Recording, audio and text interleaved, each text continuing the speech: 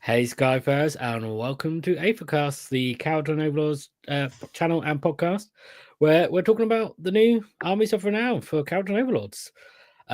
Joining me for tonight's show, we have our thunderer from down under, Mr. Alexander Cron. Always excited to be here.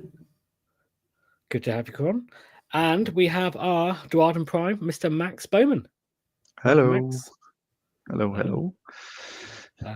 Apologies for starting a little bit late today. There was no technical difficulties. We were just chatting. Is the reason why. Looking at sprues and showing off painted models. Yes. Just put that back. Max has all the new Which one? exciting stuff. The painted one. Yeah, not the empty sprue. The base is not yet fully painted. I just glued the stones, but the thing is more or less painted. And then you have the little drones. They're all painted up. Just need to do the basing. Not so little. And then we discussed the leftover bits you get from the Vongrim sprues, which are a lot of head options, a lot of weapon options. A lot of stuff. It's cool. Yep. It's very good. And Max is ahead of me and Con because Max got all of his stuff early. And my stuff hasn't arrived, and Con hasn't pre-ordered it. He just went to the shops and they haven't got it. So none of my shops have any of the KO stuff. They didn't. Apparently, the orders haven't arrived, or the stock just isn't there. And I don't know what they're doing. So we're very thankful of leaks because they've been very helpful. I picked up my stuff on Monday, and I'll play my first tournament next Saturday. Oh wow! And I was able to play 10 games so far with KO. Nice. None of which with Armies of Renown. Well, I played with the Magnate's crew, so that was fun. Oh, cool. It's cool. So before we talk about this, we should talk about the fact there was an FAQ, which basically confirmed the points, so we know that they are correct. It's good. Because now you can be certain about your list writing, which is cool. The only other thing that I thought was a bit weird was they didn't remove all the old KO FAQs. But did they give us like an actual FAQ for the assault boat and stuff like that? They didn't. Maybe that's still to come. Maybe this was just points and the general. Well, the PHP FAQ errata. Yeah, well, the thing is, because we're in that one, so it's like we're in it. Our old FAQ has been updated. Technically, the book came out today.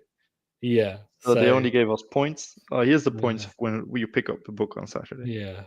So I expect get that FAQ that Matt was talking about. I expect them to get another one in 2 weeks or 3 weeks. Yeah. Well, I just thought it was a bit weird that they didn't take us out, all the FAQ stuff out, but I guess they do that. When they do the FAQ. Yeah. When they nerfed that terrible corn Army of Renown. But it's cool. There was some game changes as well, weren't there? There were some updates to how some of the battle plans work, which was good. There was a clarification: we cannot, or we do not have to, or we cannot covering fire manifestations. Or those also terrain stuff like terrain with movement blocks, deep striking coming in, like teleporting in. They got rid of all the phase dependent stuff, and it's just basically they've simplified it, haven't they? Which is cool. You can power through on terrain if it has a movement value. Yeah, which is always good. Which is handy, although a lot of terrain doesn't move. So mostly what the Lumineth Shrine. Anyone else? What else moves? Terrain that moves. That might be the only one. That's probably one. I'm not sure, to be honest. But yeah, Yeah, there was one other thing. None that I I can can't remember what think it was. of. They changed one of the battle tactics, didn't they?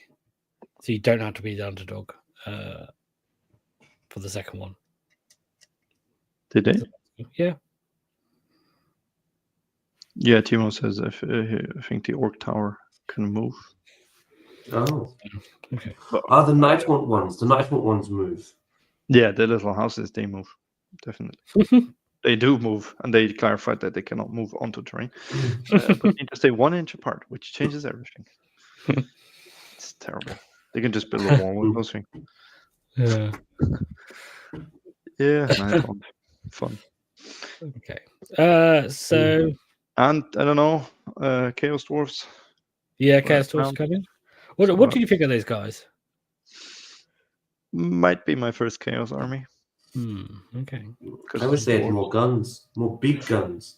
It's a design. Maybe they didn't show everything. Maybe there's more to come. Maybe there's a second wave, but maybe I don't like them. But some of the aesthetics is very comic-like, like World of Warcraft. Like there's a lot of, especially the bull. There's a lot of flat surfaces, and the gun is a bit. I kind of like the bull. I got the wing bull or the gun bull. The winged one. I kind of liked it, but I don't know. I was kind of looking forward to them, with the idea of them before we saw them, and then I saw them and they didn't really click with me. So yeah, the guns are a bit. Here's a lot of base, and then there's 3 rockets on top. Yeah, it's a bit uncreative in my opinion, but I'm sure it is going to be fun. I remember the hell cannon that they used to have. That was huge, massive. Yeah, they got rid of the whole like demons aesthetics. It's more like, oh, here's a glowing orb, and that's demon spirit. I don't know what it is. And the all their war machines used to kind of click together and form a big like siege train. The front of it had like pickaxes, and then there was mortars and flamethrowers, and that was all really cool. And now it's just like a little mortar, like a single mortar platform. You're like, oh, okay. Yeah, where's the trains?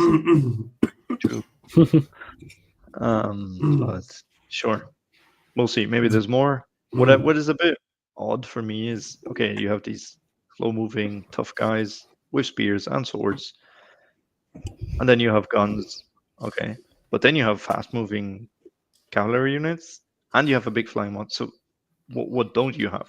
It's like Fire says they are slow and they have a monster. These guys just get everything. Will they be able to fit everything in a list? Is the question. Yeah, but still, like Fire Slayer has been praying for like, Magma Dwarf cavalry or smaller Magma Dwarfs or something fast. These guys just get 3-man Centaur, Bulgur, whatever they are units in 2 versions. Okay, cool. You get everything. KO got new units in our update, so maybe at some point Fire Slayers will get some love.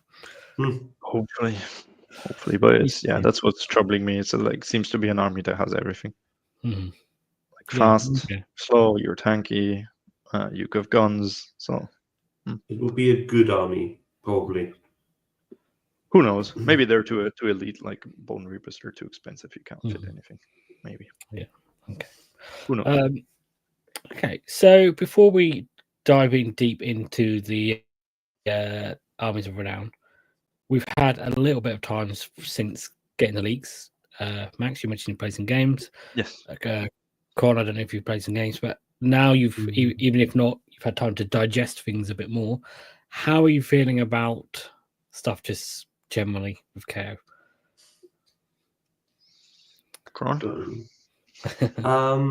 I think it's looking pretty positive.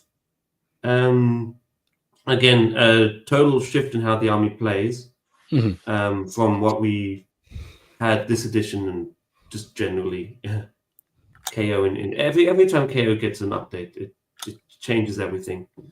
But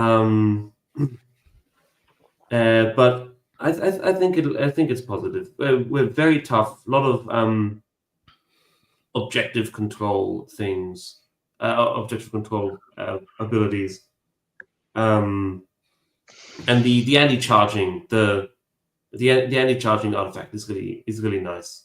I've seen the maths. People do like maths breakdowns on that on that thing, and we're going to stop so many charges, I think. So yeah, just sitting on a central objective and just stating this is mine now is going to be totally valid, and I'm keen for it. Yeah. I'm very positive about the book. Much more excited about KO than I was with the index. Yes, it changed a bit what you can play. I think you can still play melee. You can still play shooting. Shooting has always the difficulty with the whole obscuring in this edition. You will have games where you cannot shoot anything just because the mission already has 4 forests. Then you have 4 places of power which are obscuring it themselves. Then they make some objectives obscuring. You can't see anyone. So you might want some melee. But I do like the fact that the book offers choices.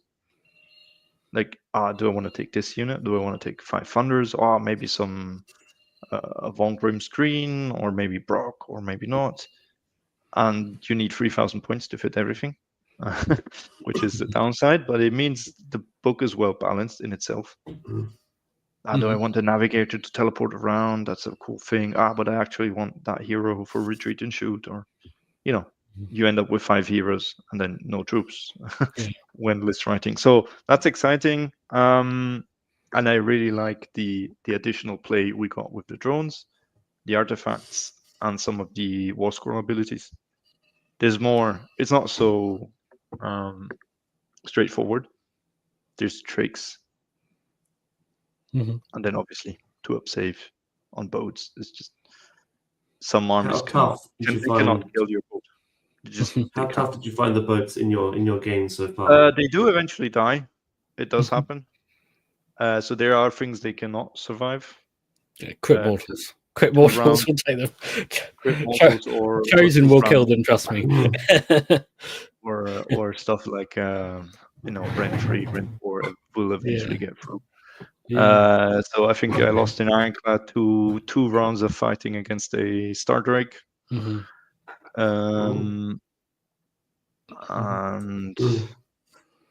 But even then, the game wasn't over. It's just the boat is gone, but I could still play with the rest of the army. And I think who else killed my big boat? I think eventually Nighthawk did kill it, like round 4. Just with all the mortal wounds they could do. But yeah, for some armies that's tricky. So the boat is not invincible, but you need to figure out, can I put it up front or not? Some armies will have a really bad time. Like I don't have everything flies. Just shoot everyone. It's just it's fun and it's fast. I like it. Yeah. I'm pleased so far. I'm pretty happy.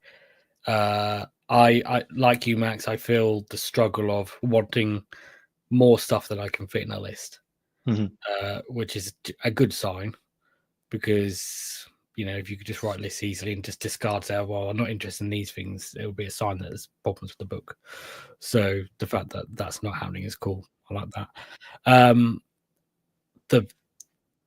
The Balloon Boys on a 3+ save now. Oh yes. My experience of that is it's notably different. For just a characteristic change of 1 it's huge. They just survive so much more. Same as the books like that. +1 saves. And also in this edition, having a -1 to hit. Yeah. So people do not want to spend all out attack. No.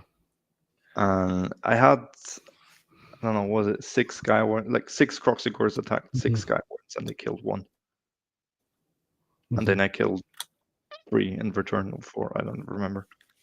It's just, maybe it's too good. I don't know. But your entire army being -1 to hit, and the ones that are not are on a 2-up save. It's just very good. It's a lot they need to chew through. Yeah, the experience I've had is that balloon boys can now brawl, whereas before they were a glass cannon. Yes. And No, the it's fact that the around. army, we don't. The fact the army can actually brawl now and play a more honest game, I think is a positive for both players. Yeah. Yes, and it makes me reconsider my earlier statement about engine riggers. Mhm. Because if they can actually survive, Mhm. maybe that extra rend or a crit 2 hits from the engine master Mhm. is worth considering. Yeah. Because they do similar outputs, just that you probably will spend an all of defense on them, so they only hit on 4s, but they got an extra attack and so on. Maybe they might lose one model, so it's less. So currently, skywardens are better, but might need to reconsider engine riggers. Yeah. If you build Just that another style. hero that you need to take now. Yes, sure, another one. I mean, But they still get the +1 rend without him. Yes. So, and that's the thing with the skywardens is they are going to be quite spiky because they've only got -1 rend, but with 3 damage, the ceiling is much higher. But the amount that it's going to get through because you've lost good mortals. Is sometimes they'll struggle to kill 2 rat ogres, but yeah, sometimes we'll just annihilate 10 Raptidon charges. Wow. Yeah. And then you do the big thing for me for this guy once is the retreat end of turn. Here's another mortal wounds, and I'm 12 inches away. Yeah, and now rallying skywards just feels so good. Oh, he has 2 back. Like, dude, just got 2 skywardens back. Yeah, it's just crazy. The Daedalus mentions having salvagers to boost the rend on the skywardens was the objective. Yeah, that's good. Salvagers, fantastic. I haven't got a huge amount of games under my belt, but so far I've actually been more pleasantly surprised with the Harpoon guys. Okay, I've played 10 of them once and they just died. But okay. Yeah, they took 4 fulminators to the face. They got attacked by Chaos Knights, and they then moved 9 inches, and so that only like 3 of them could actually attack because they were all like chained out to like get them all in and go to the end of the unit, and they survived multiple turns until they ended up then taking their wounds so that they were no longer in combat with them, so they could just fight, so they could pile in on my skywardens. The 2 new units they're very efficient for their points. Both of them. Let's start getting into the Armies of Renown. So basically, we didn't talk about these in the last show because it was a long show, and Matt was very right to suggest that we skip them, and they were probably the best things to miss out because they are basically just 2 different armies, same war scrolls, but completely different rules. So, before we talk about either one of them in detail, let's just talk about what you don't get if you use an Army of Renown, because they are separate armies. So it costs a lot to use these things. You don't get your normal KO rules, basically. So you don't get Transport Skyfarers. You don't get to have a flagship. You don't get Sky Vessel cover. You don't get the battle formations. You don't get the normal artifacts of power for KO heroes or the heroic traits or Endron works. And this is something that was clarified actually in the FAQ is you don't get the Scourge of Garan stuff either. Only the war scrolls. Yeah, you still get the war scrolls, but you don't get the artifacts or the Sky Vessel upgrades. Yeah, but you only get the war scrolls. It's like if it says you can have a gun hauler, then you can take a Scourge of Garan gun hauler. But if it doesn't say you can have a code right, you can't have the Scourge of Garan code right. So that's a lot of stuff you're not getting because you're not getting that -1 to hit. You were just saying was really good. Yes. You can't transport any of your guys with your ships. So your infantry are just foot slogging now. You do not get the deployment phase move Mhm. trait. No counter flat that. gun to No stop boosting. charges. No, You give up a anti-ward lot, grenade. but I still think both of the Armies of Renown have play. Yeah. Which means a lot. If If you give up very tricky. one thing is KO has very good war scores. I mean, the Mhm. 2-up save on the boats is on the war score. Yeah. Thunder's ward removal is on the war score. You lose transport Skyfarers, but the frigate charge is on its war scroll. Yes. So true.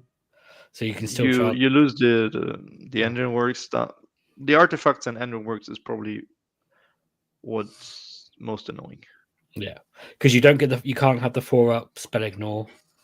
You can't have the flat gun bamboozling people. To be honest, the 4-up, I think it came in twice in 10 games.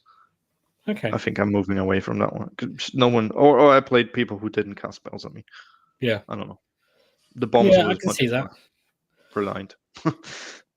Yeah. 10 bombs and a 3-up. Yeah. You don't get the Celestial Burst Grenade, which is now every turn. Yeah, so what I meant, the good things the really important things you need to consider, you're losing the artifacts, especially when you cannot take the formation. So you're losing 2 artifacts basically. Yeah. And you are giving up losing 2 engine works because you're not getting flagship as well. Engine works. So and you cannot use the Kharadron ones. So it's something to consider, but let's discuss if it's worth it. Mm-hmm. So talk about the Pioneer Outpost first. Pioneer Outpost, and there's also the Magnate's Crew. So 2 different ones to choose from. The Pioneer Outpost. First of all, let's talk about what you can actually put in it, because you can't put every KO war scroll in there. So you can have an Arcanaut Admiral, a Navigator, an Engine Master on foot, a Gun Hauler, and then it says any Kharadron Overlords infantry units, which basically every hero. So every hero. I guess they meant, I think that was probably meant to say non-hero infantry units. Yeah. But, I don't know why they listed some heroes and then said, and then every Kharadron Overlords infantry. So basically, what you lose is the flying heroes. Mm-hmm. Well, or you don't. Cannot take the Ghost Riders. That's a weird one. He's on foot. Well, you can. I mean, the flying heroes are also infantry. Yeah, let's assume you can't. Yeah, because I think you're gonna have to get. You can no code right. This unit is foot sluggers, but balloons as well, and no big ships. Mm-hmm. Yeah, so only gun haulers is that's giving up a lot. Yeah, you can't get frigates, can't get ironclads, and there's a very limited choice of heroes. And this design note calls out that you actually, although it's not said, it doesn't list it here. Take the terrain piece because it's all about that terrain piece. Yes. Well, yeah, and interestingly, when we get to the Magnate's Crew later, you can't take the terrain piece in the Magnate's Crew. But yeah, I mean, the code right, the Scourge of Garan code right is pretty big. Losing a frigate, I think, is pretty big. Losing an ironclad, that's pretty big. Yeah, I mean, it's the biggest thing. Yeah, technically, literally. Yeah. The interesting thing is you can put an admiral, but he doesn't do much for the other things you can put in here. No, he is better with an ironclad. So having an admiral is a bit weird. The navigator has play with the other stuff you can take, because you can teleport a gun hauler or something. The navigator in here is, I think, primarily in here because you can teleport auto engines with his ability, which is as well. So the navigator makes sense. He's probably the first hero on the list, because then the engine master again is for boats. You primarily want to take an ironclad if you have an engine master on foot. I think we'll get to the traits and enhancements, but maybe this is an army where you take one or two heroes max. Yeah. One thing I just want to mention as well quickly. Obviously, people probably know this already, but you can't take a mixture of the Scourge of Garan gun haulers and the normal gun haulers. It's one or the other. So you probably that's one thing they updated. That Scourge of Garan gun hauler also has a 2-up save now. Yes, we forgot that. We should have mentioned that. 2+ save on that, which does bring it up to par, I think, because I think without that 2+ save, it was a bit like, well, why would I think they're still equal, but if you go gun haulers, that one might be the better one. Maybe not in this one. The Scourge of Garan, it can't transport people, and in this one, you can't transport anyway. So, but you can transport. I know you can't. Yeah, no, you don't get transport Skyfarers. So the Scourge of Garan in this specific army might have the edge. Yeah, it's a better option, definitely, because you have no benefits from the normal one. Yeah, the bombs. Okay, you get the bombs. Yeah, because one of the main things of the normal one is that you can pull them out of combat, but you can't do that if it can't transport them. So yeah, you can transfer them, pull out of combat, and the soggy one doesn't have that. So, it has a better melee profile. Yeah, shooting the same, and it has the move after shoot. So yeah, maybe. Okay, so just from looking at this, this seems to be an army, infantry and gun hauler heavy. Yeah. Okay. Okay, let's look at the battle traits. So you get a lot of battle traits with both of these armies. The fact that they go on more than one page in the book and it has to say battle traits continued is a sign. Yeah. So the first one you get is each friendly auto engine can move 2d6 once per turn in your hero phase. Once per turn, every turn. Any hero phase. Any hero phase, you can move them. All three of them. Your turn, your opponent's turn. Yes, but you can't move in combat. They have a hero phase move and then their normal 12-inch move. Yes, so they can get everywhere basically. Yes, but most importantly, they can move in your opponent's turn. Yeah, potentially 6 inches. That's huge. Potentially 12 inches, but on average 6 inches. Potentially, blocking battle tactics and things like that. Yep. So they're not survivable, but they could be a useful roadblock. I mean, 5 wounds on a 4-up save they need to actually, like a spell will not kill them. They actually need to shoot them or charge them or something. Yeah. Well, charge them doesn't do nothing because then you use the ability and just pick them up. Yeah, true. And they explode. Yeah, you need, if you want to run into their ability to shoot them or cast spells on them. But if their objective is just to remove them, then charging them is great because then we will definitely remove them. If you use the ability, if you don't, then then they're just going to die. So, well, they stop a part. Yeah. Cool. So then they get another once per turn army ability that uses the end of the turn. All of these are end of the turn. Oh yes, because the rest of the abilities have a code keyword. So basically, yeah. Go ahead. I'll go ahead. Basically, you can only use one of these because you can only use. You can't. They all say that you can only use it if you haven't used a code ability already. And they're all once per turn army. Yeah. So, but only this turn, so you could use one a turn. Yeah, end of any turn, so opponent's turn and your turn. Yeah, you can't. Yeah, basically two per battle round. Yeah, you're just each turn picking which is the best of these for me to use, basically. So the first one is uses ability. So aggressive acquisitions. You can only use this ability if you don't have any. If you haven't used any code abilities, they will say. And if there are a friendly pioneer unit in each large quarter of the battlefield, which is not necessarily always that easy to do, each of those units must be more than 6 inches from all the other large quarters. So you're not just inside each quarter, but inside and then 6 inches further in. You're not just towing over the gap. And then the effect is for the rest of the battle, enemy units cannot be set up within your territory or within 9 inches of an objective you control. Which is huge. Which can be pretty good. Yes. You will, if you activate this, you will win against Soulblight. Or you will win on some battle plans against Sylvaneth. Like you cannot be set up. They cannot use their stupid trees into your deployment or your territory. Basically, I think this is not hard to do. I mean, we have 12-inch move infantry units. We have the auto endurance, right? Yeah, they don't count for these, I think. Do they get the Pioneer keyword? I don't think they I don't know. The Pioneer keyword, I think, is on everything. All units in your army gain the Pioneer keyword.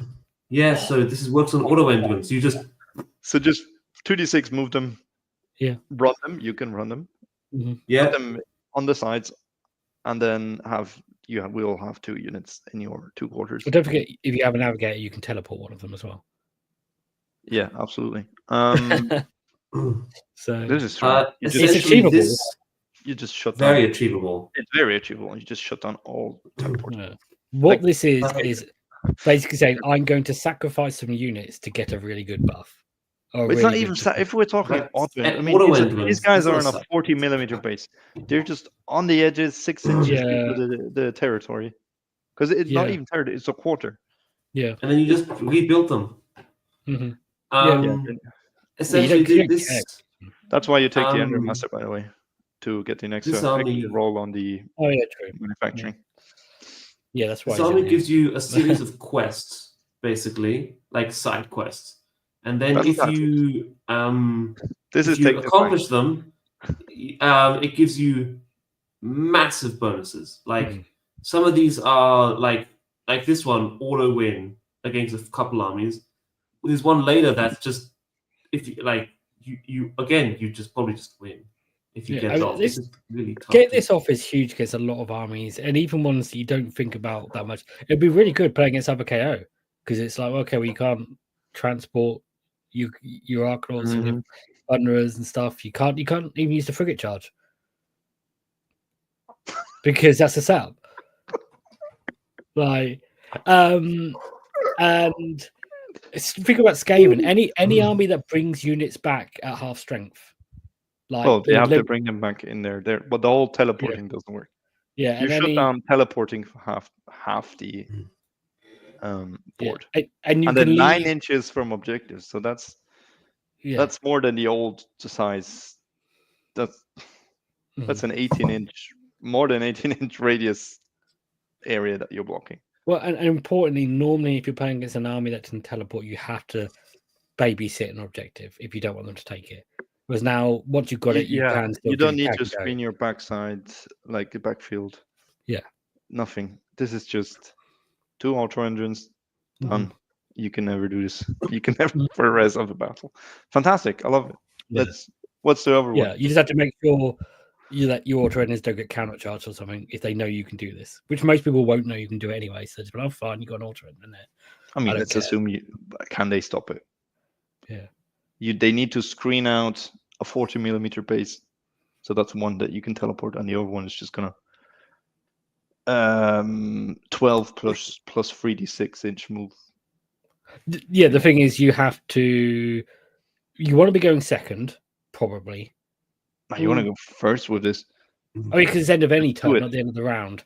Yeah, so you want to go first, and then you don't. If you go first, you do this. Shut down. You don't want them to.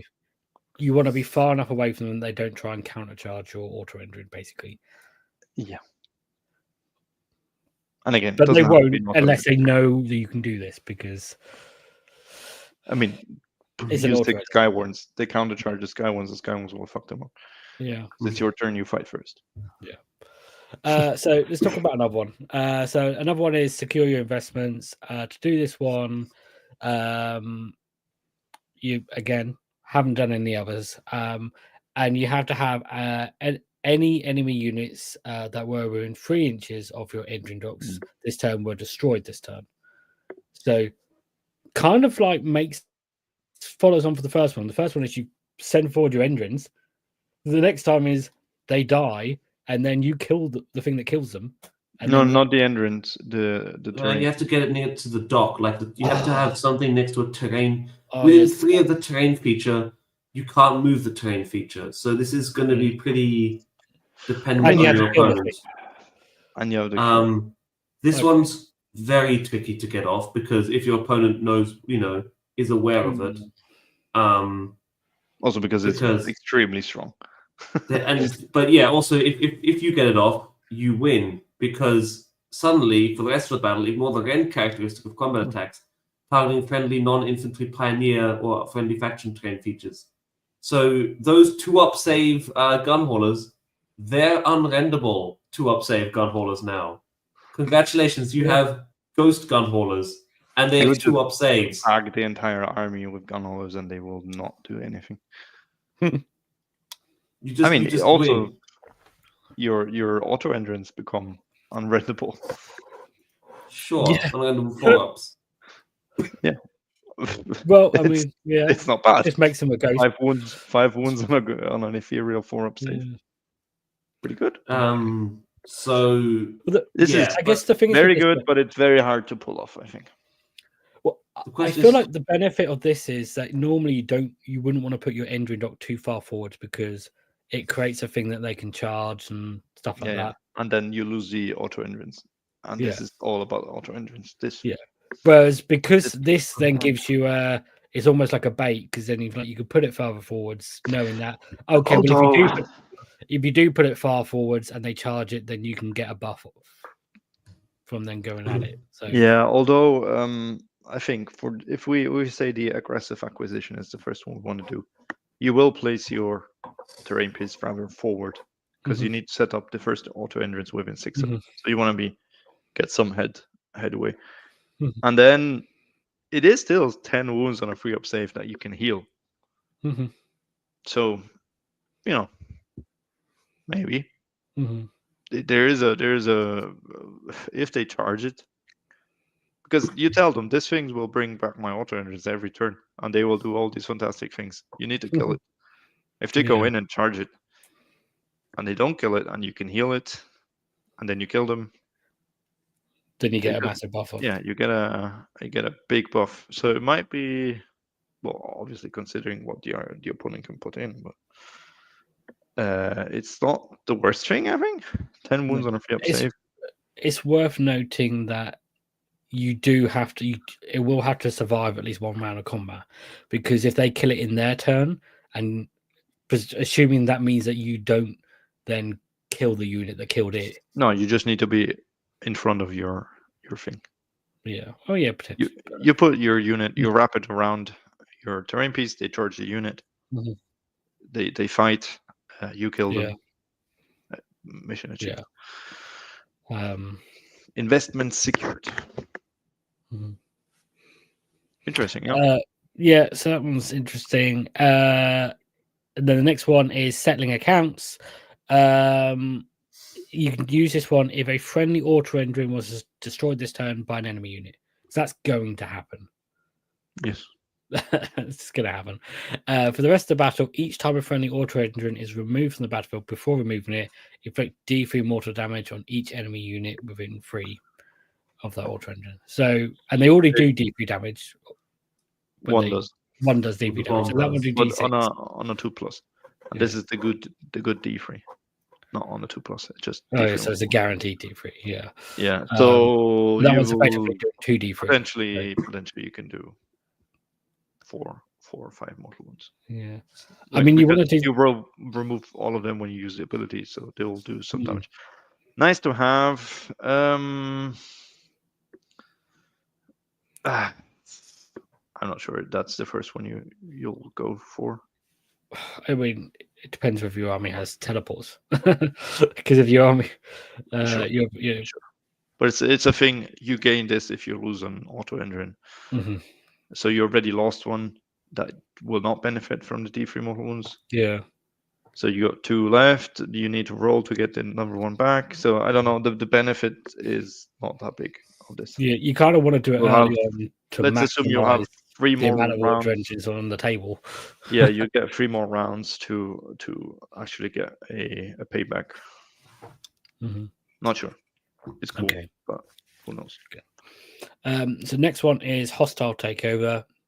You can use this one if an enemy hero was destroyed by shooting attacks made by friendly pioneer units this turn.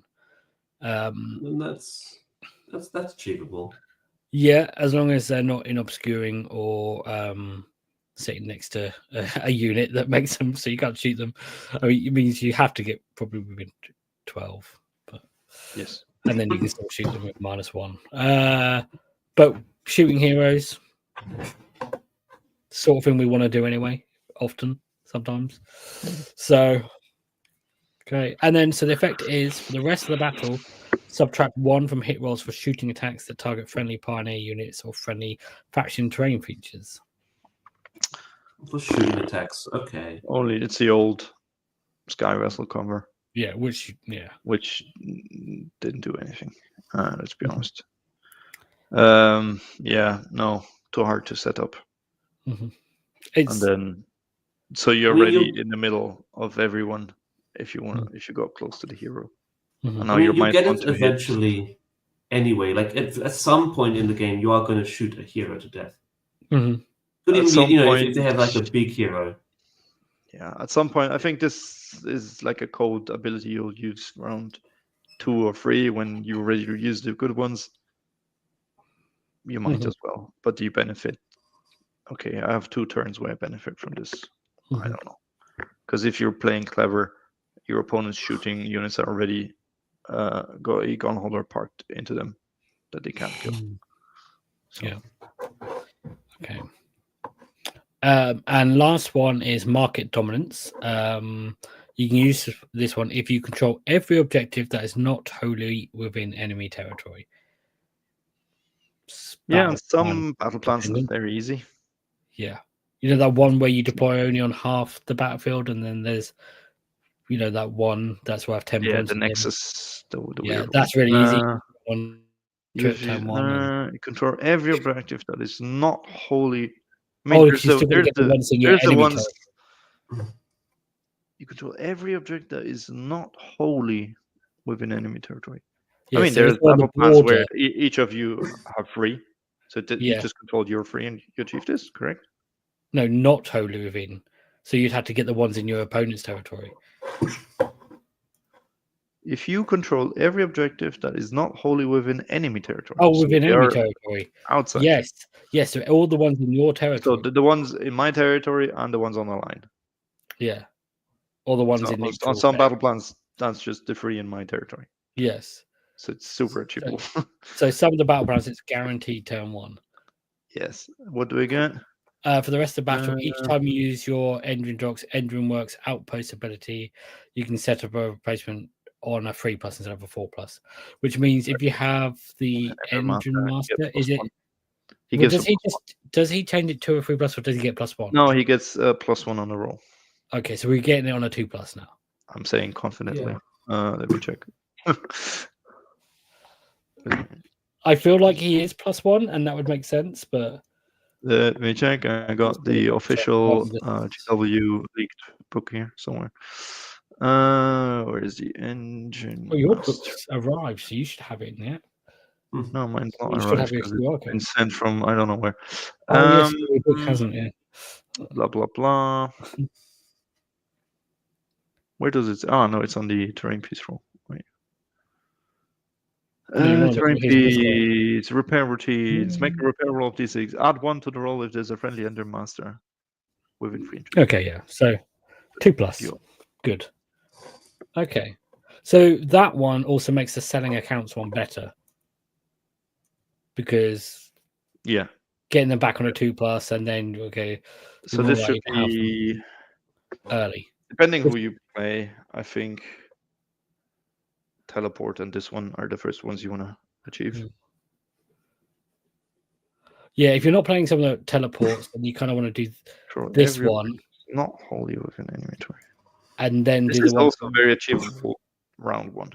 Yes. You do 1 in your turn. If you go first, no teleports. which makes it much harder for your opponent in their turn to get your objectives. Then you do this one. Welcome to. This is a very easy one to do in your opponent's turn as well. Yeah, that's what I meant. That's the bottom of one. If you went first. Yeah. So. Yeah. Okay. Cool. That's cool. So basically, it's all about the engines for the most part. The question is, which do you do next? So you do the shutdown, teleport, and better manufacturing, and then ignore the rend is hard to set up, so it's not guaranteed. The other one is, I guess, the next one is mortal wounds from auto engines. But other than that, what more do I get from this army? Yeah, so I shut down teleport. That's huge. I get more engines back, and they do mortal wounds. Okay, good. And the other one, the shooting and the hero rend ignore is very hard to set up. If you get it, great. If not, I don't think you can plan around it. Not really. Unfortunately, okay. It really relies on your opponent. Okay. But once you're getting them back on a 2+, they really do want to destroy it because they're moving in their turn. And if you've done, say, if you do 1 and then 2, then this becomes like very incentivized. They really want to do that one because every time they get in combat with them, they're doing 2d3 damage. Well, one of them's doing 2d3 more wounds. The thing is, you put 3 of them in front of your units. Yes. They charge a unit, they will get 3d3 plus another d3 on a 2+ mortal wounds before they even hit anyone. So 4d3 mortal wounds is at 8 mortal wounds on average. And then if you and then the gun hauler, if you have a gun hauler there, will do its d3. Yeah, the thing that's like bombs, but not bombs. Incoming bombs. Yeah, it's not called incoming. Although the Soggy doesn't have that. Oh yeah, true. Okay.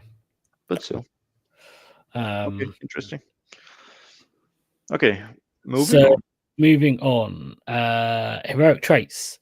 You can either have Copper Fingers, which is once per battle, and it's a reaction to using the Engine Works Outpost ability, which is the thing to bring back an engine work. Not an engine worker thing, whatever they're called, drone. Second drone, essentially. Yeah, so if this unit is wholly within 9 inches of the engine dock, instead of resolving the effect of the ability, you get to set up the replacement wholly within 6 inches, then drop them more than 3 inches from all enemy units. So basically without the roll. Without the roll and within 3 inches. The normal one, I think, is 9 inches. The normal setup. 3 inches. Interesting. Well, with wholly within 6 and more than 3 away. Yeah, that's a normal. That's I played this wrong. When I brought units auto entrance back, I put them 9 inches away from my opponent. But that's. Are we sure this is correct? It is fantastic. You bring that thing back and you can just charge it in again. Yeah, this is the reason why they can't move. They can't move into combat with their hero phase. T6 move, 2d6 move, because you can bring it back and then hero phase move it. Well, when you because you move anyway because you set them up. But yeah, you can't move. Actually, yeah, true. Yeah. What does it say? Can they do a normal move or they just move? I think anyway. They can move, but you can't move at all if you set up. So. But 3 inches away, I'm just realizing this now. It's much better than I played it. I thought 9 inches somehow. Because now you can just bring one back. Oh, there's a unit somewhere in front of my engine dock. I mean, it's just a 3-inch charge and you'll get another round of mortal wounds. Or there's a manifestation that you just want to get rid of. Yeah. Because 6 inches, it's quite, you can place that engine dock quite forward, in my opinion. Yeah. Okay, it's good, but it's basically You get this instead of rolling a 2+ once per battle. Well, I don't know if you do this one early before you get the 2+ thing off, or if you don't have an Engine Master. Yes, but I think you'll take an Engine Master anyway. Take an Engine Master, so it's army. Just regiment-wise, you need a second hero probably. Mm-hmm. Since you're not paying big bucks for boats, you have much more units. Mm-hmm. Yeah. Not sure, and I don't like once per battle abilities, to be honest. Okay, so let's look at the next one, which is Territorial Trailblazer. Basically, it's just a passive ability. Subtract 3 from the control score of enemy units while they're in combat with this unit. Good, but again, which hero is doing this? Like you put it on the Admiral, I guess, but playing like an attacking admiral, charging admiral. Remember, you can't transport him, so he's stuck on foot.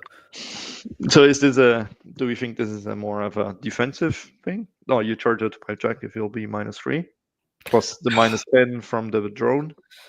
The I mean, it's just not that great because it's. Or is it? I'm gonna charge onto that objective, and make you -3.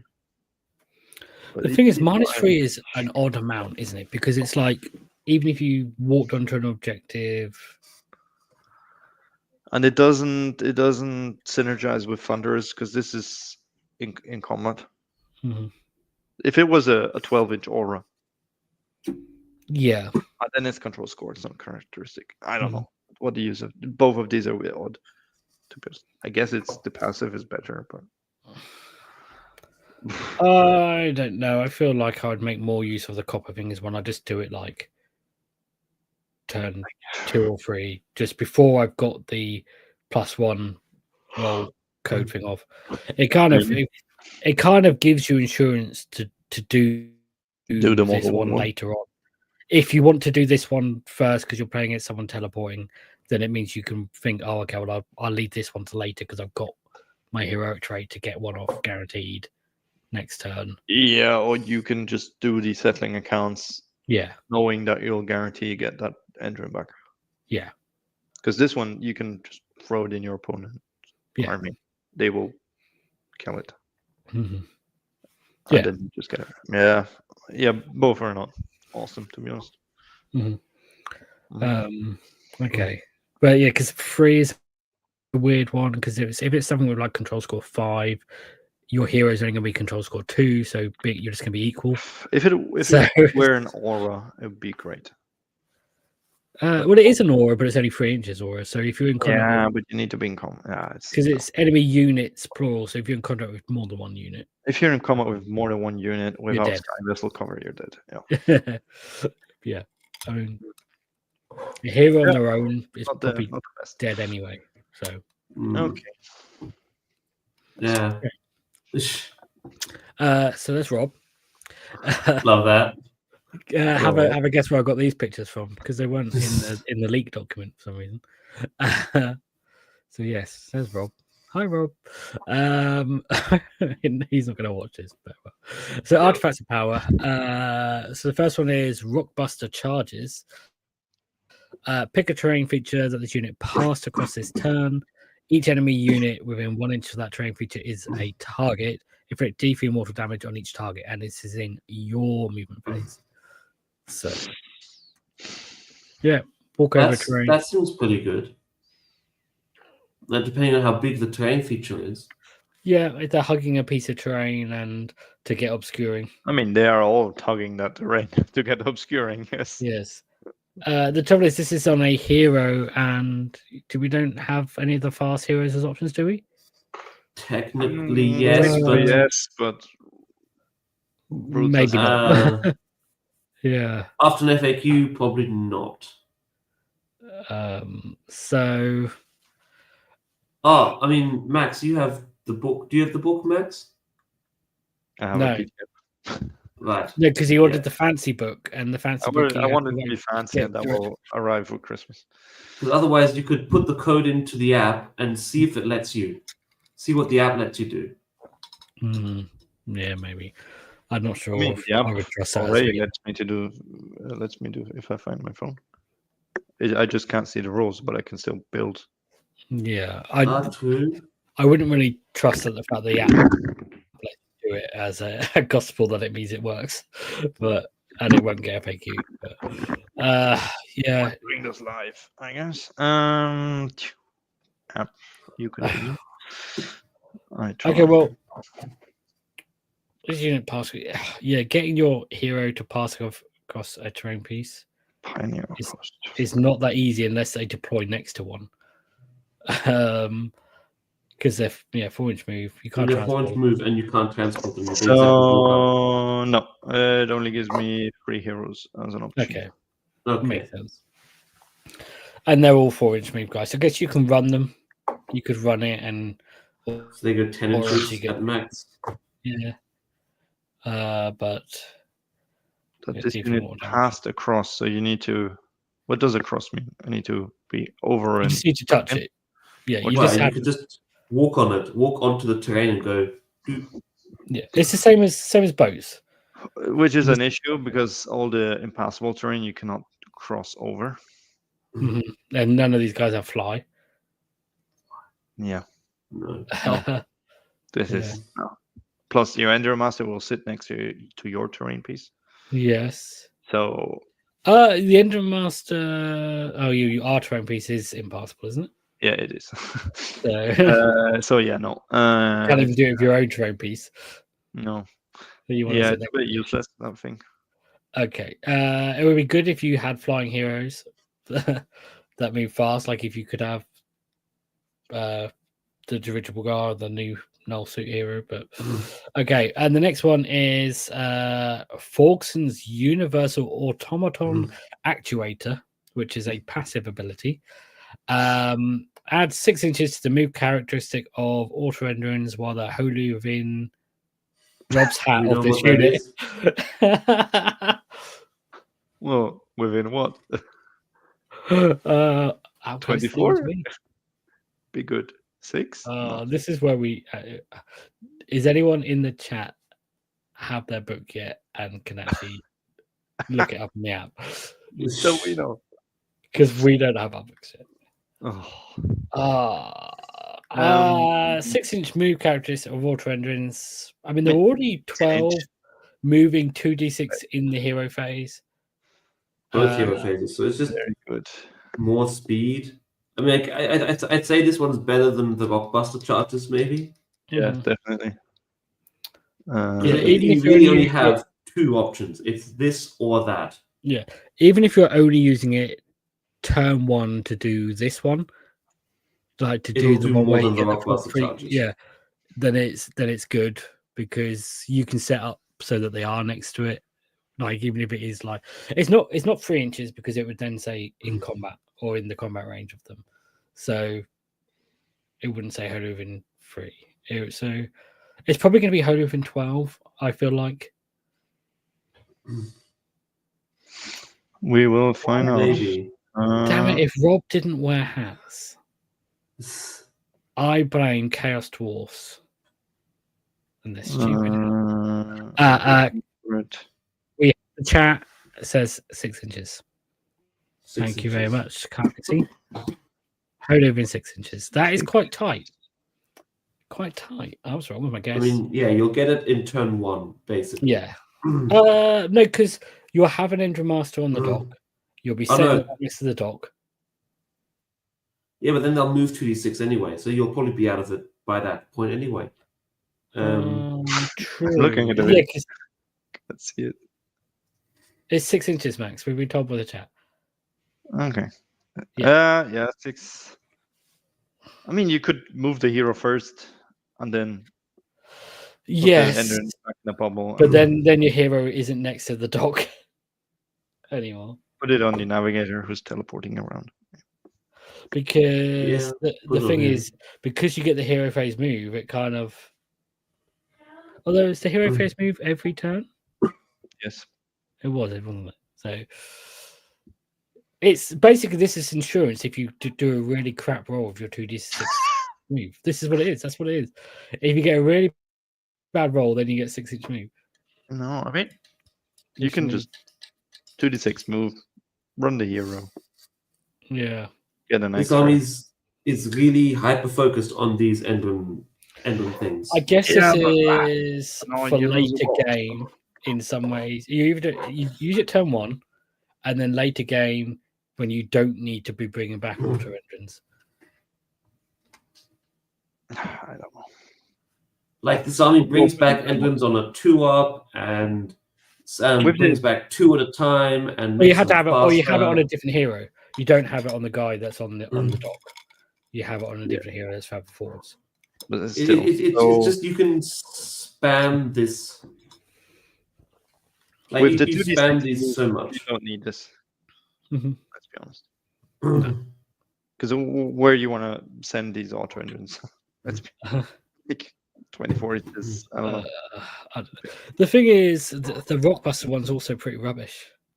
Yeah, they're both traits and artifacts a bit rubbish, unfortunately. And of the code abilities, I think 3 are good. Mm-hmm. 1 potentially wins you the game, depends on your matchup. So overall, I think you give up too much. Yeah, I think it's a trap. You look at some of those code abilities and you go, it's a trap. You look at some of those code abilities, you're like, oh my god, like that, like unrendable gun haulers or shutting down like a Death Army or a Skaven Army's whole ability is like huge. But then you look at everything else that's kind of just okay at best, and all the stuff that you're losing, the bamboozling flak roll, the transporting guys, the ironclad, and it's really not worth it. Yeah, and auto engines, they are good. Getting them back easier and having them move, it's good. That doesn't win you the game. Run this if wounds will not win you the game. Run this if there's a Soulblight player in your club who you really don't like and want to just absolutely punk this one time. The one, but I wouldn't take this to a tournament. The control one, I might could be helpful in winning a game. I might take this to a team tournament. If teleporting, you can match up into. You can match up into the teleporting armies. Yeah. Maybe the other KO is still better because that's just your ward removal shooting. Like your match will be flying enemies and ward enemies. Especially if the rumors about the Night Haunter too, that they're losing their rumors. Ethereal. That's what they said during the review show. Oh yeah. Well, yeah. Okay, so they're probably true then. Yeah. No Ethereal Night Haunt, only wards, and hey, we just got given a whole army that basically turns off like 2 or 3 wards. Go to I don't know, 5 or 6 up save, but then they get a 5-up ward, which I can make a 4-up. Which better for us overall. Cool. I don't know if it's better. Grenade. Yeah. Okay. Yep. So I feel like the play with this army is the -10 control score one. Because that one from the but it's the health characteristic you need to roll under, so it might be very hard to achieve versus normal troops. But yeah, you can take Thunderers to do the other control thing. You can but why take this army then? I would take this. You want lots of Vongrim units to fly around and be quick and give you back your maneuverability. Yeah, or skywardens. Yeah, I don't think this one is this great. I feel like this is more kind of narrative. It's a techie thing. It's a fun thing. I think you can really do stuff with the auto entrance. They have a lot of play outside of their ability. Screening. It's a Johnny army, as Warhammer Weekly would say. You're putting all your eggs into. You do this and this and this and this and this to get this once every 10 games, like mega combo piece, and you'll feel really smart that one time you get to pull it off. But basically, if you play against the right army and you turn off teleports, you'll feel really smart. I'd like this if you could get more than 3 auto engines. Yeah. Like if you could continue manufacturing, but then you need to buy like 6 kits.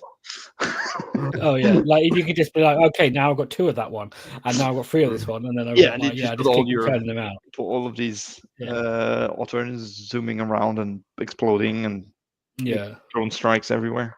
Yeah, that would be cool. Then that'd be cool. But okay, moving on. Okay, moving on then to one that is actually good. So the next one is the Magnate's crew, which is all themed around Brock, but also Ironclads. Ironclads. So if you take this, everyone in your army gets a Magnate's crew keyword. But then it also has this extra thing that says if you don't have Brock in the army, you can pick an Ironclad in your army to be your general instead. And if it gains the hero keyword. It gets the hero keyword, which is... You know what that means? It gets artifacts. Artifacts and an Ironclad. Well, not only... And traits. And heroic traits. And hero traits and Bodafacts. So no, because there aren't any Bodafacts. Aren't there Bodafacts in this one? No. Oh. So you don't get Bodafacts. And you can't take Scourge of Garan, so that's so lame. No. When I first in the first 5 minutes of looking at this book, I was like over the moon of like, oh my god! So the Ironclad can have an anti-ward grenade, and it can have plus 10 to its control score, and this, and you could customize the hell out of an Ironclad, and it would be the best Ironclad ever. Yeah, but actually, no. But it's just moving on. It's still a massive... Everyone that can fly in this army. This is the theme in this one is balloons, because you can take Brock, you can take the Engine Master or Dirigible Suit, the new Null Chemist, Ironclad Frigate, Gun Hauler, both Vongrim units, Skywardens, Endringers, but you can't take Arkanauts. All the flying you can't take Thunderers. You could have just you take flying KO units. And you can't take the faction train, even though they do have balloons. Yeah, because they can't fly. Because they can't fly. So it's just this is like a 99 red balloons thing. Yeah. So the Ironclad hero is cute, but I think you'll take Brock anyway. Yeah, you're going to want to take Brock because because you've got loads of guys that are good in combat, and then they're even better in combat if you. If you want to play melee KO, this is more melee KO. Yeah. And you take Brock because he makes melee better, and there's another reason why you take him, which we'll see now. Yes. The downside of this one, I think, is your hero choices again, because you've got Brock, the Dirigible Suit, and then Null Chemist. I think they're fine. They're okay. I feel like there's ones I might prefer to have instead, but also then since you can't transport them because you don't have transport Skyfarers, they move to all of these heroes move 12 inches. Yeah, this whole army moves minimum 10 inches. Yeah, so it's they're fine. No, I didn't play this, but I played the list, which was all frigates, balloons, which could have been in this basically. And I actually took the Null Chemist, and I liked him because he's a free-up safe hero, 8 wounds that moves 12 inches. Yeah, that's all I needed from him. But he's cheaper than the Dirigible. Yeah. See, I when I play this, I use the Dirigible because I was like, well, I'm taking some engine riggers. Yeah, so you should take engine riggers. I'm saying. Okay, and there's another thing. Not bad.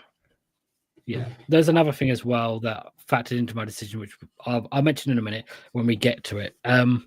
Okay, so in this, you get 6 battle traits again.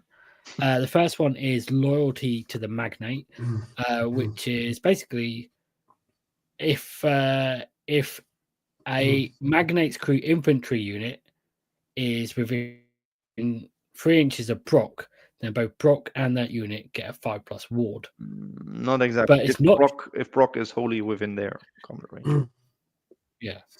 Makes it a bit even harder to achieve. Well, yeah. The point is they don't have to be within a certain distance of Brock. It's Brock has to be in a certain distance of them. Yeah. But it's so you could get a few units to. Yes, it's not limited to one unit. You could get 10 units, but then you're a weird formation. Yeah, So well, when- I deployed when you this deploy- and I had. You put Brock in the middle and then string them out. Yeah. Like a star. Yeah, this is what I did. Is I deployed Brock and then my other hero behind him, and then I starfished everything out. So I had basically 4 units of balloon boys, and then my Vongrim units of screens that didn't have the 5+. So you're losing the sky vessel cover, but some of your units gain a 5. Yeah. So part of the reason I didn't take the Null Chemist was I was thinking, why do I need a 5+ ward against just spells damage if I've got a 5+ ward anyway? Yeah. Having said that, eventually you are going to want to have to spread out. So yeah, that 5+ thing against. Let's be honest. It's on the two units that charge in where Brock gives his extra attack. Yeah, they will have later on. Yeah, doing so. Yeah. And it's a good turn 1. You give away the turn. You're like, okay, well, everything's just sitting here with a 5+ ward, 3 up saves. It's probably behind a boat as well with a 2 up saves. The boat doesn't get the ward. Important to mention that boats do not get the 5 up ward. It's just boats do not. Because a 2 up save with a 5 up ward would be obnoxious. Yeah, but it's great. It's a passive. Yeah, so you just get it. I mean, I feel like this on its own would be almost good enough reason. This alone is better than half the stuff, other than the stopping teleports thing. But the fact that you just get this, I feel this is really good. I don't know. Yeah. Maybe my viewpoint is skewed because I play against someone that always plays an army with a 5+ ward, and they are very good at rolling 5+ wards. You'll get them to roll 10 ward rolls, and they will get 9 of them. I mean, okay. It is very good in the term that your best melee unit, which in my opinion are skywardens. Mm-hmm. Now your 12 man are on a 3 up save 5 up ward. Yeah. They went from glass cannon to what? Chosen. Yeah. They also have a 3 up save and can have a 5 up ward. Mm-hmm. Yeah, it's really good. It's pretty scary, to be honest. Mm-hmm. Mm-hmm. Okay, moving on. The next one is done in your deployment phase. You pick an enemy unit on the battlefield or in reserve to be indebted.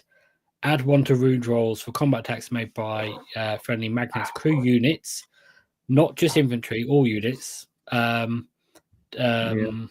target the indebted unit. So your boats can. Yeah, in combat.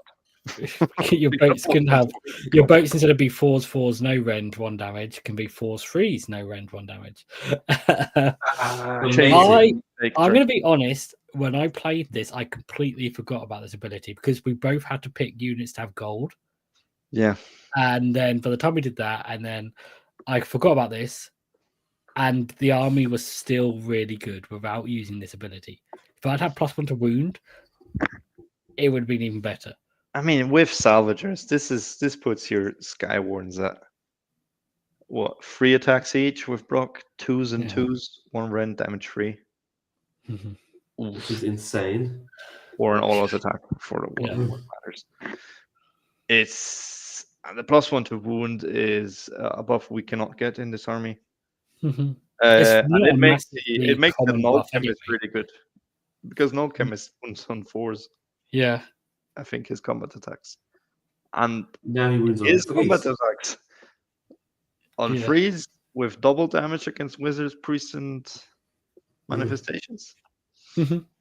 Yeah. That little clamp is doing some damage now. Yeah, you could just pick a little wizard and be like, right, I'm just going to pick him just so that he can go in there and. Not just a little wizard. He can where is this stupid? There are some big heroes that are wizards. I mean, with Brock, he has 5 attacks. Then it becomes freeze and freeze. Damage 4. Mm-hmm. 5 attacks, damage 4. Yeah.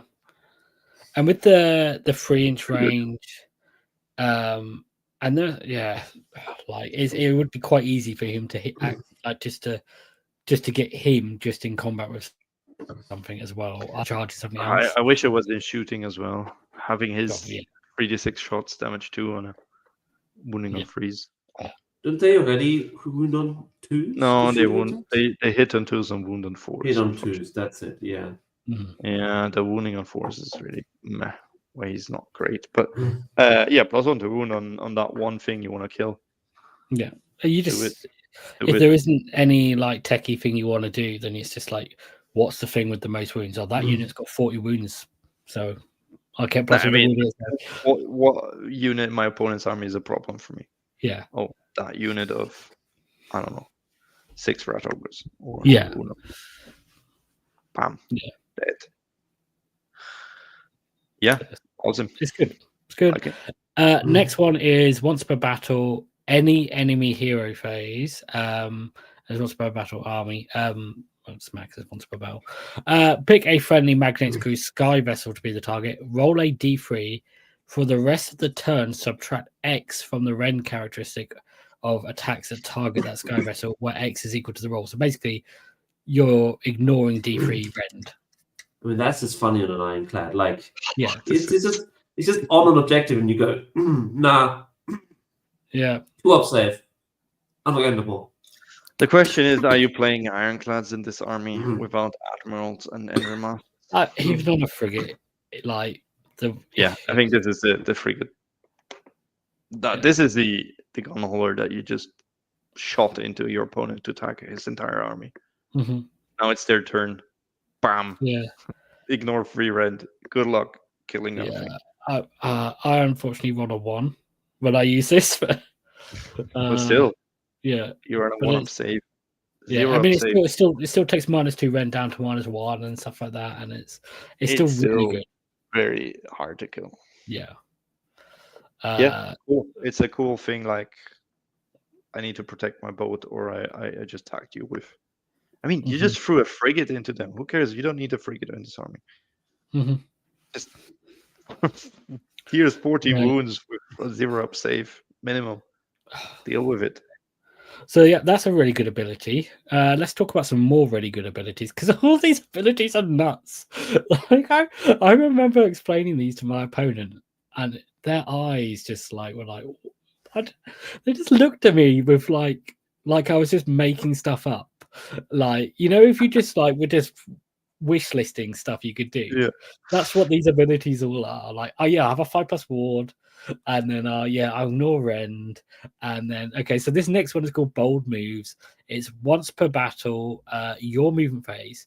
You pick any number, your whole army effectively, any number of Magnate's crew infantry units that are in combat. So that could be a lot of your army. And there's no downside to picking them. Yeah, those units can make an emergency launch roll of 3d6. Each target can move a distance up to the value of its launch roll, so they can all move 3d6, and it can move through the combat range of enemy units, but cannot end move in combat. Anyway. Yeah. But cannot end the move in combat with an enemy unit that it was not in combat with at the start of the phase. But you don't have to end the move in combat. And then the targets that you pick can't charge for the rest of the turn when you use this.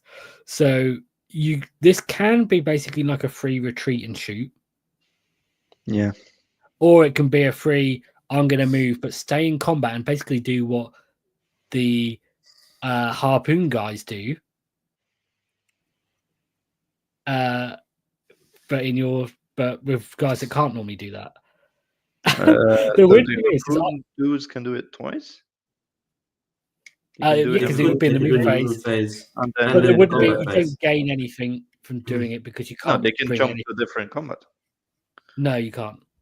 Yes, with their second move, they can do a different combat with with their second move, they could do, yes. So you just moved along the unit that you're in combat already, and then you jump over to the next one. Can I also just say this is 3d6? This is obnoxious.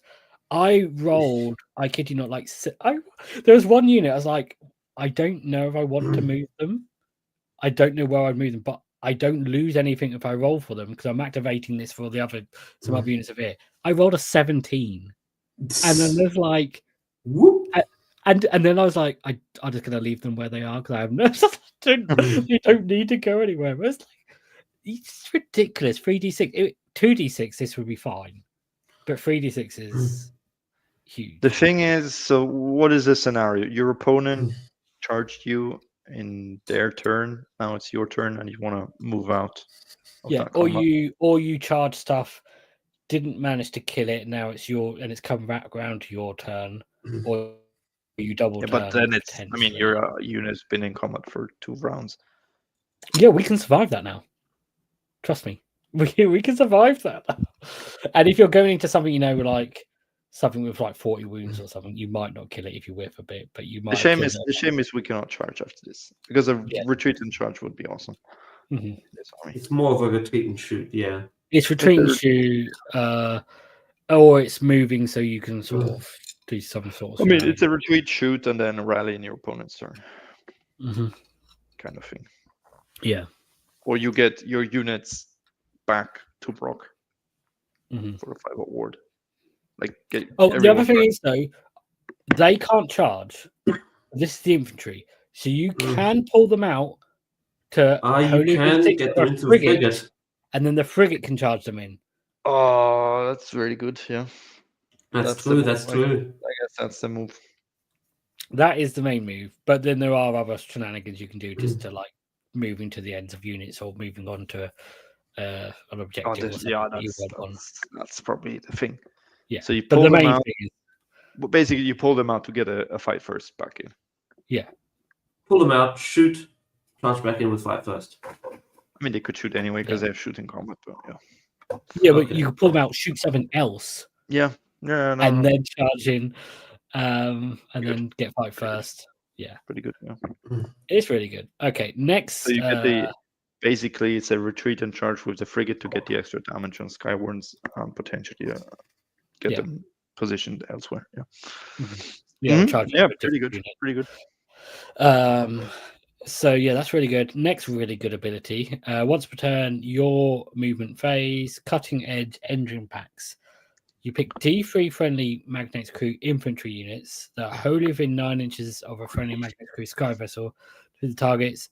You get to double their move characteristic. Yeah, so they move 24.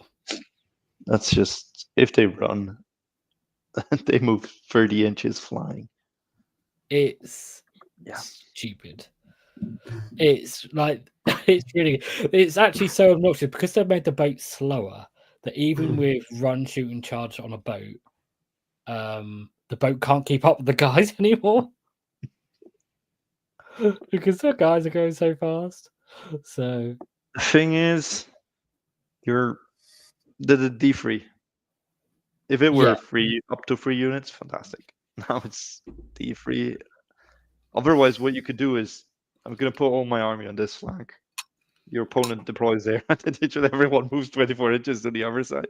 Yeah, it's also one of those things where you get it and you're like, yeah, but I don't actually want to move 24 because like turn 1, like, actually I just want to just shuffle forwards be a bit defensive or something, unless you want to just go straight in for it. What this does is makes up for. At least you can roll and then you know how many units you get before you move anything. Yeah, and it also makes up for not having the heroic trait to move pre-battle, because this is effectively doing the same thing, but you're doing it in your turn, so you forget the pre-game move. It's nice to have. Yeah, the pre-game move. No, but this is to get a hero into unbind range. Let's be honest. This is also double the target's move for the rest of the turn. Yeah. So you're powering through with 24 inches. If you can power through. But you can also with the Skywarden. You just need a 1 wound unit somewhere near your Skywardens. Yeah, well, I mean, or you use a 3+ thing on the Skywardens and they move 24 out. Yes, or you broken power through, or whatever. Proc can do the mustache gun, mortal wounds, power through, mortal wounds, move 24 inches. Because this is any infantry. Yeah. Mm-hmm. You just need a sky vessel somewhere to begin with. Okay. Yeah. So you need to bring one bone to trigger this. At least Holy within 9 of a boat is generally quite easy because if it's a frigate, you want to be holy within 6 to then get your frigate charge. And it's really good. It's just so quick. Just 24-inch move. And again, you can move the ship. You can have a gun holder. Yeah. Move over there, 9-inch with it. Use this ability. Okay, these 3 units now have or these 3 units have a 24-inch move. They move somewhere else. It's very achievable to trigger. Mm-hmm. Yeah, it's really pretty good. Okay. Last really good ability. Once per turn, army, your shooting phase. It's called Constant Barrage. You pick an enemy unit that had any damage points allocated to it in this phase by friendly Magnate's crew units. Attacks with the target. And then the effect is until the start of your next turn, each time the target ends a move within 10 inches of a friendly Magnate's crew units, you roll a d3 on a 2+, they take that many mortal wounds. Now, the move here is start of your next turn. Yes. And so the move here is not the move ability, it's just move. Yes. Now, so piling in a move? Pile in part of the pilot. Yeah, it is a move. Yes. It's not a move ability, but it is a move. Yes, because it's not keyworded. Every time you're going to shift the model, it's a move. Yeah. Yeah. Yeah. So yeah, it's definitely a move. It's because if this is the old Gnoblar ideal mortal wounds if you move within 6 inches of me. So every time you piled in, you got D3 mortal wounds. You charge, you got D3 mortal wounds. Yeah. You redeploy, you take D3 mortal wounds. I mean, this is. Oh, you wouldn't get it. Moving, charging, piling, powerful. Yeah. Usually those 4. That's another 8, potentially 8 mortal wounds. Yeah. Cool. This is once per turn. Your shooting phase. So. And this is on a unit that already got damage because you shot at it. Mm-hmm. So potentially, like if you're gonna move that hero, he's gonna die. Because there's nowhere to move him. Like if you want to move him where you want him, I can set up that he'll be within 10 inches of me. Yeah. He will at least suffer another D3 mortal wounds. Yeah. And there's also some nice synergy here with either the Harpoon guys or the bold moves thing, where if you do that thing where you move to the end of a unit to try and limit their pile-ins, if their pile-in also makes them take D3 mortal wounds, then they need to pile in to actually get some guys in, but they're going to take mortal wounds from piling in as well. And this can be move, charge, pile in. Those are the standard ones. So you just shot a unit, and then you charge somewhere else, and you say, okay, this unit, if it reaches me in your turn, it will suffer 3d3 mortal wounds. 3d3 mortal wounds. 10 inches is just a huge range. 10 inches everywhere. It's gonna be. And it's of any of your units. So, it's not the unit that shot them. It's any of your guys. Yeah, and if you play against where they end the move. So if they want to charge you, they will move towards you 10 inches. They will be within 10 inches. If they charge, obviously they end in 10 inches. If they pile in, they have to be within 10 inches. So you play against someone that has like hero phase moves as well. That sort of thing. Yeah. Absolutely. Yeah, very good. Very interesting thing to. It's a cool little tech thing that might surprise your opponent. And you can use it whenever you want. So you can just leave it to after you've done all your shooting, and then be like, okay, well, I'll pick that one, so you don't accidentally do it on something that you killed or something. Yes. Yeah. Yeah. Cool. And not even once per game, once per turn. Every you do it to one unit, it dies. Next unit. Next unit. Yeah. Yeah. So yeah, that's really good. They're all really good abilities. I mean, this is worlds apart from the Pioneers one. Yeah. It sounds much more fun, this one. Yeah, and I can see people picking this over the stuff that you lose. Yeah.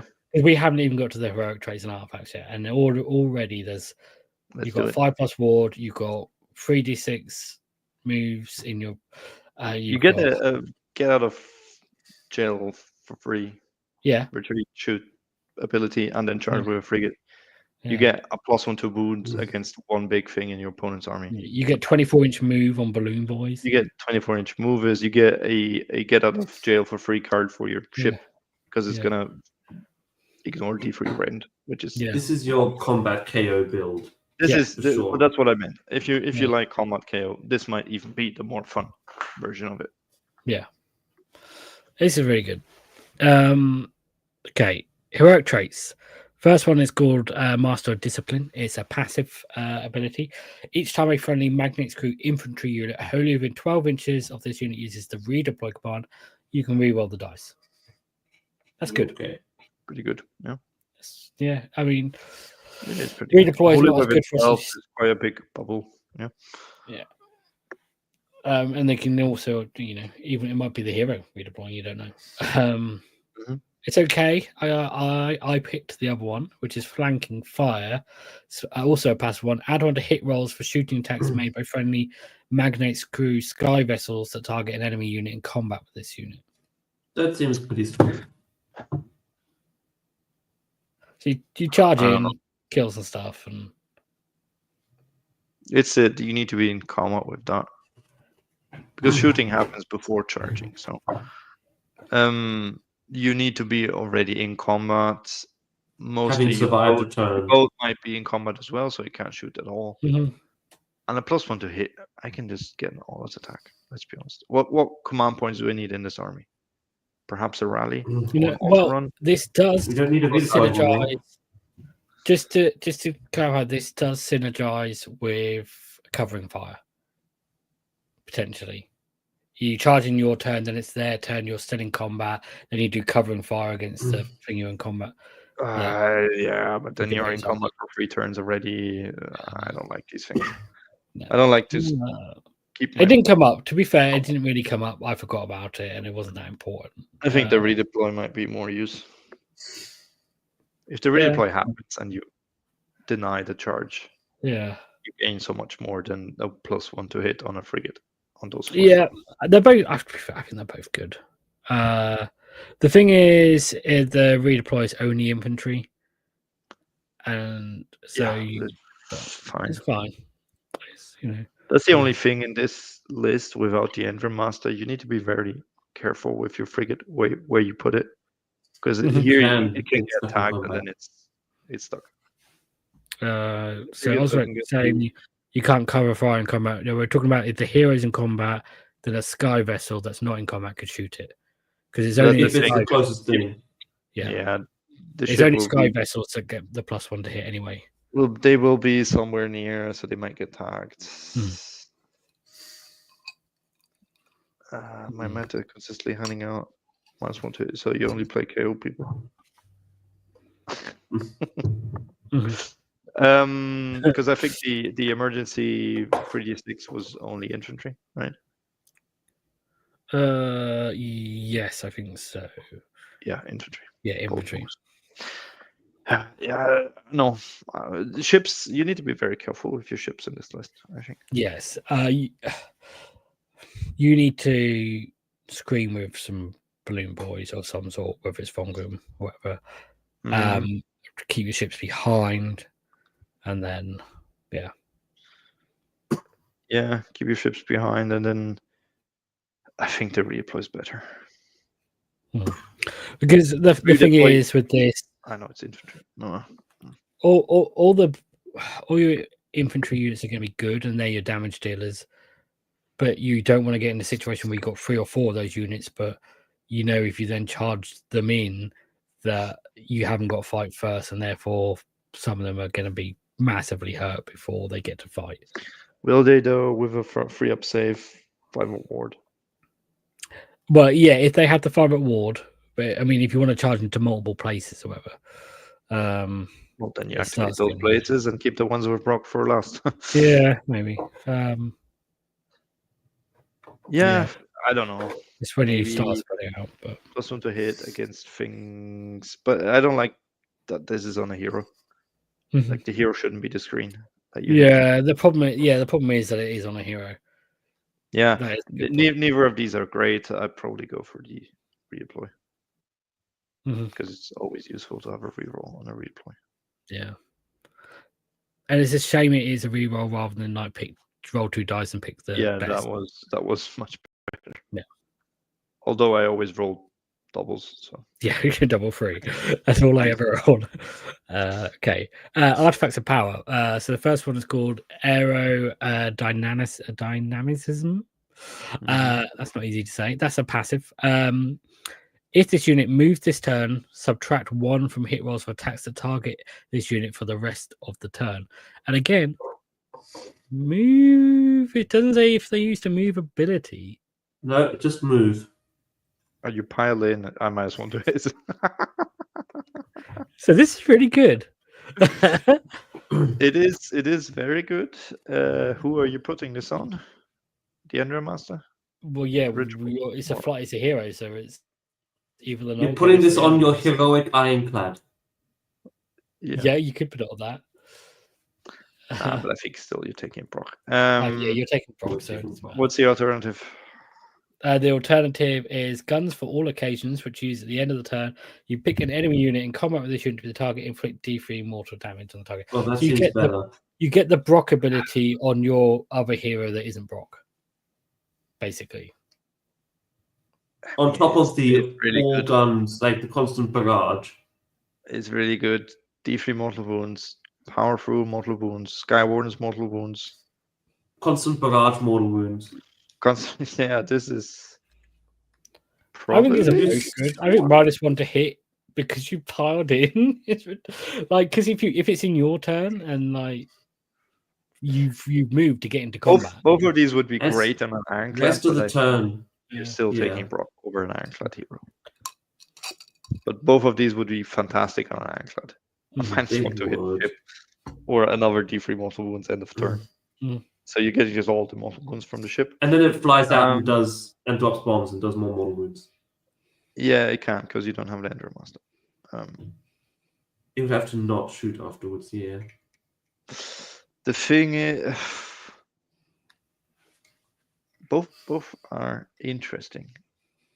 Probably the -1 to hit, I guess. Just keep that hero alive, which will be dirigible, and you're playing engine riggers to get the crit 2 hits. And you want to keep him alive because he will. Yeah, I don't know. The other thing is alive, the -1 to hit one can also synergize with the 3d6 move because you just move 1 inch and stay in combat. And now I was like, okay, now even it's your movement phase anyway, but now you know you can fight with them after fighting with other stuff. If you want to try it's another thing where you have multiple activations. That hero is you charge him in, he'll be -1 to hit. Yeah, so you're a bit safer about him, and you activate somewhere else first. And it's making up for not having Sky Vessel cover. Yeah, one hero gets Sky Vessel cover wherever he goes because he's so aerodynamic. Yeah, because he's moving around fast and state so of you the put art. This like on your Endron Master with dirigible suit, probably. Makes them a very difficult. Because he's your best generic combat hero in this army. It depends. The no chemist can be very good against wizards and priests. Yeah, and specifically. Liam points out it's any turn, so it also works on a redeploy. Does. And it works for the rest of the turn, so.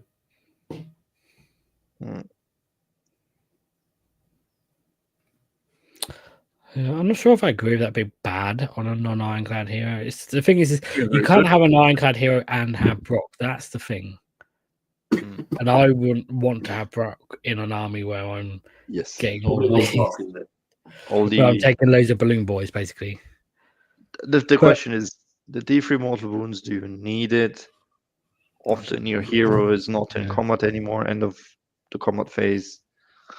It's another D3 mortal wounds. Probably -1 to hit is better. Mhm. If it moved this turn. Thing is, if you're charging in, getting fight first and -1 to hit might not matter either. So I do wish you could take Scourge of Garan stuff on these. Oh yeah. yeah. Hero Ironclad comes in, does charge models, then constant barrage models, then guns for all occasions models, then power through models, then bomb models. Well, the charge mortals is only in your opponent's charge. It's your opponent charged. Yeah. No, there's the Scourge of Garan. I'm talking about this. If Oh, you had the the access to battle round. Scourge of Garan Yeah, if I had the battle stuff, round, it'd be like But still, it's too much points for a big roadblock. Probably aerodynamic, whatever it is. Being aerodynamic. Being aerodynamic. Sorry. Aerodynamic. Okay. So yeah, that's everything. Yeah. So that's really good. That's the better one. That's where we did that one last. This is a end on the high note. It's not a meme list. It's not a meme army. It's actually an army. Mm-hmm.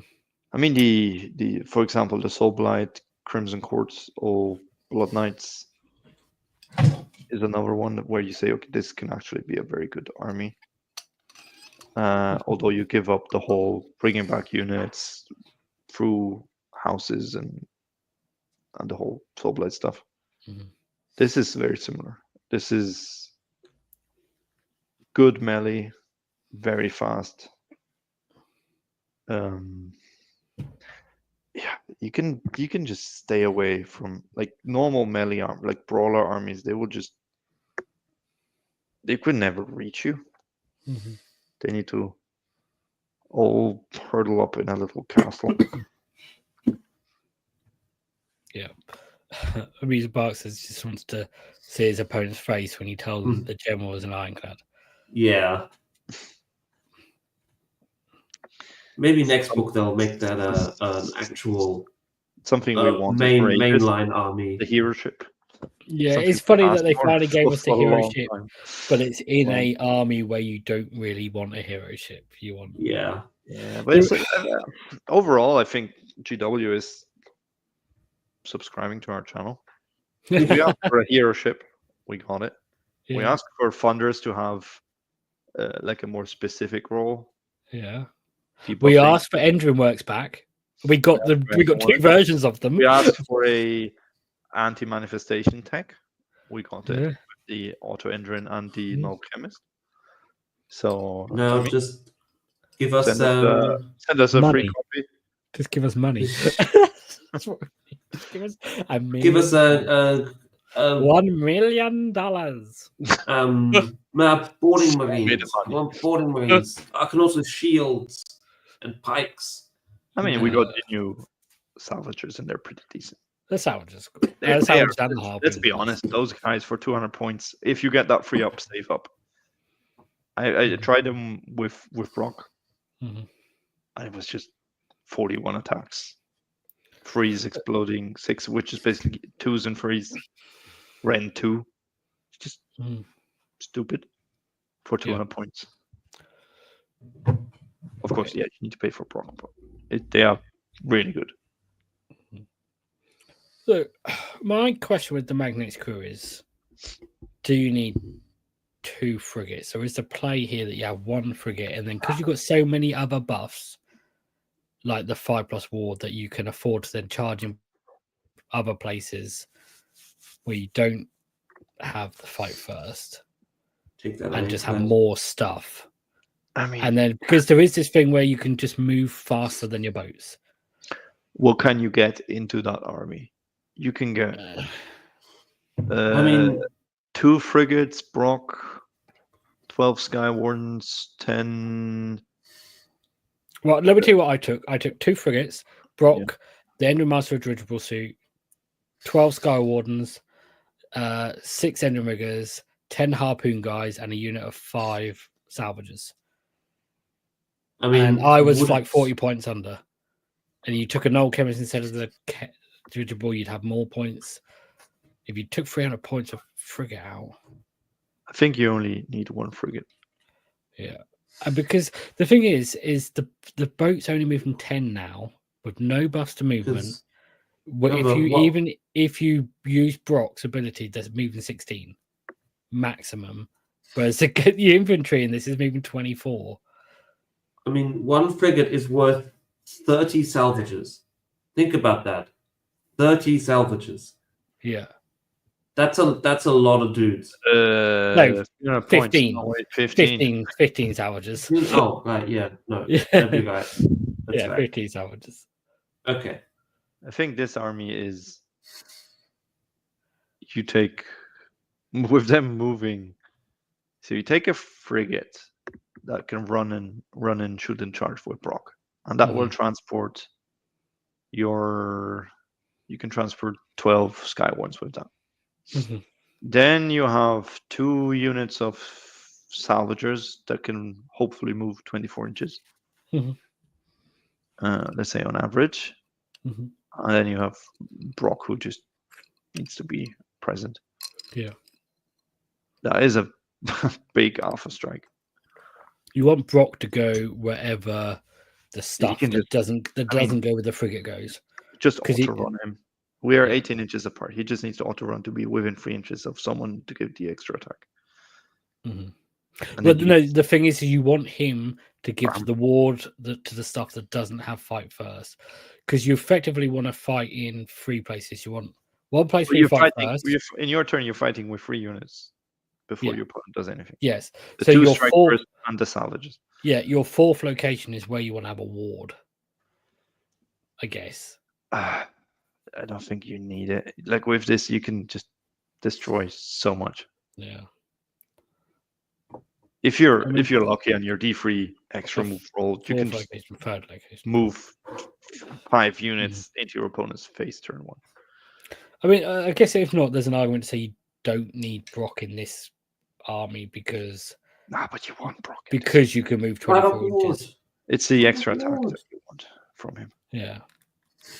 And a fire ward save. Yeah, the fire ward. Yeah, good.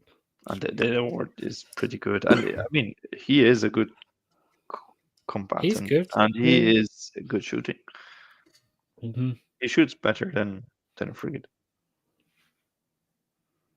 He does. So the chat is talking about using this Army of Renown, which I assume they're talking about the Magnate's Charter, but with just all boats. And why? I don't know. To get once per battle the Ignore Ren. And then you have I think if you want to run combat and doesn't do if you want to run all boats, the Pioneer Company is probably better for you. I think it's just because you can have an ironclad as your general. So this is the only place you can. You lose the extra move, you lose the retreat, you lose the I guess the point is this is the only way you can run literally all boats. True. Yeah, because you nothing but boats. Just run Sons of Behemoth in that case. Yeah. So you could just be a 1-drop with 4 ironclads. No. Oh no, because you wouldn't feed them regiment. The ironclad can't take anything in its regiment. No, it's a hero. No, because it gets a hero keyword. It gets a hero keyword, so it can take. But it doesn't say what it can take. It cannot take. But every hero says what they can take. It can take 0 sky vessels, 0. So it is its own regiment, but it's so you're a 4-drop with 3 auxiliaries, which is really stupid.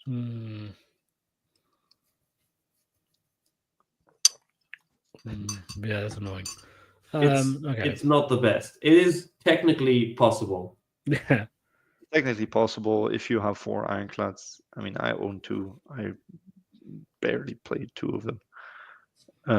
Since everything got more expensive. You don't worry about it. You could take an ironclad and everything else is gun haulers. And just they're all auxiliary units, but you just like, okay, my first drop's a gun hauler.